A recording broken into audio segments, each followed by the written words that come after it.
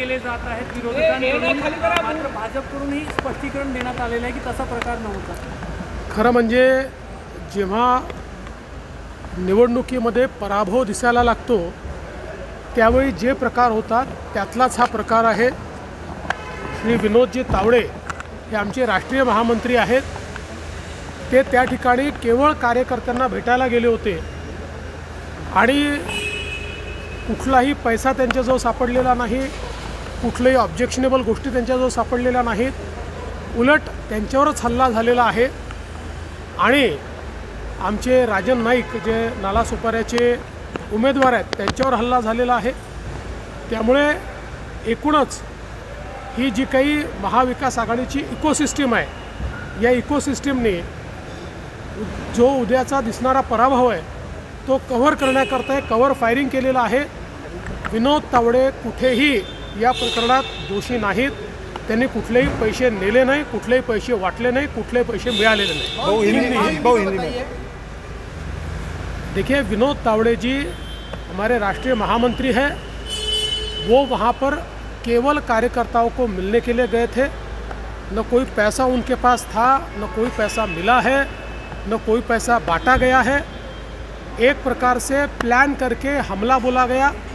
हमारे ही जो उम्मीदवार है राजन नाइक, उनको मारा पीटा गया, हमारे कार्यकर्ताओं को मारा पीटा गया और एक माहौल इस प्रकार से बनाया गया। मैं तो ये कहता हूँ कि कल जो पराजय दिख रहा है उस पराजय को कवर करने के लिए ये सारी बहानेबाजी चल रही है और इसमें कहीं पर भी विनोद तावड़े इनका कोई दोष नहीं है। एक प्रकार से जानबूझकर उनके ऊपर आरोप लगाने का प्रयास चल रहा है। आज अनिल देशमुख ने डिस्चार्ज होने के बाद ये कहा है कि मैं बीजेपी से डरूंगा नहीं, आखिरी दम तक लड़ते रहूँगा। कैसे देखते हैं इसको? सर, ऐसा है, अनिल देशमुखांनी सातत्याने या ठिकाणी जसं हिंदी पिक्चरमध्ये सलीम जावेदांच्या स्टोऱ्या या अतिशय पॉप्युलर होत्या तशा सलीम जावेदच्या स्टोऱ्या चालू केलेल्या आहेत। पहिले तसंच पुस्तक काढलं, त्या पुस्तकाची पोल उघडली, आता असाच हमला हा ते दाखवत आहेत। मला असं वाटतं आज पोलीस आयुक्तांनी जी प्रेस कॉन्फरन्स घेतली आणि आयजींनी जी घेतली, मी ती प्रेस कॉन्फरन्स आत्ता बघितलेली आहे। त्या प्रेस कॉन्फरन्समध्ये अतिशय क्लिअर कट इथलं सगळं पिक्चर आलेलं आहे आणि आता प्रश्न हे निर्माण झाले आहेत, 10 किलोचा गोटा हा जर विंडशील्डवर मारला, विंडशील्ड तुटली का नाही? 10 किलोचा गोटा पडला तर साधी बोनेटला स्क्रॅच देखील का आली नाही? हा पहिला सवाल आहे।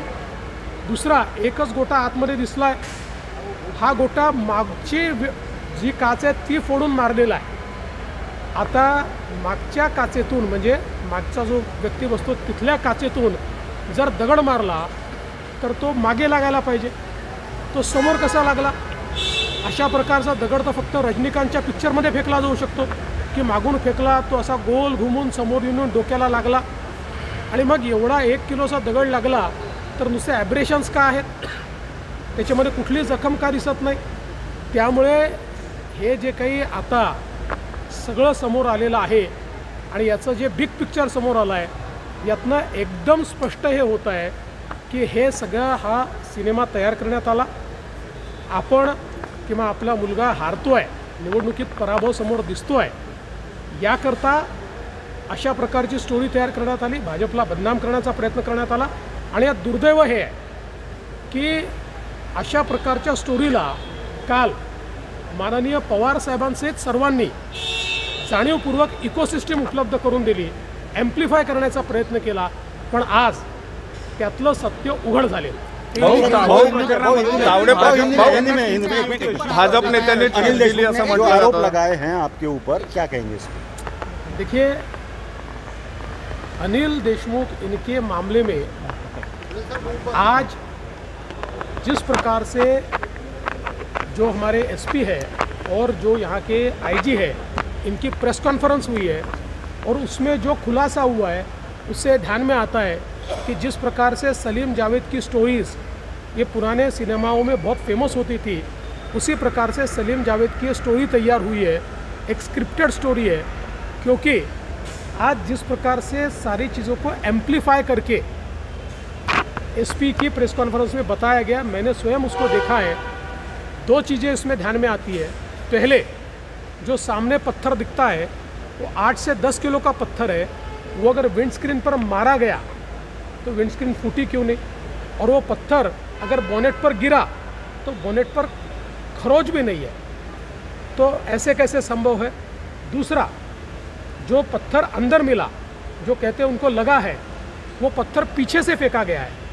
पीछे से फेंका हुआ पत्थर, क्योंकि पीछे की कांच को फोड़कर वो आया है, तो पीछे से फेंका हुआ पत्थर तो सिर के पीछे लगना चाहिए। वो सिर के बीचों बीच सामने कैसे लग पा रहा है? ऐसे तो केवल रजनीकांत की मूवी में पत्थर फेंका जा सकता है कि पीछे से फेंका और ऐसा गोल घूम के वो सामने ऐसे आके लगा। अच्छा, वो भी 1-1.5 किलो का पत्थर अगर ऐसा आकर लगा तो केवल खरोच क्यों है? तो कुल मिलाकर मुझे ऐसा लगता है ये जो हमला है, जब हार सामने दिखी तो सिंपैथी पाने के लिए इस हमले की स्टोरी रची गई है। आज इसकी पोल खुल गई है। हम तो ये अपेक्षा करेंगे कि पुलिस पूरी तफ्तीश करे और किस प्रकार से ये स्टोरी रची गई, इसकी सारी जानकारी सामने आए।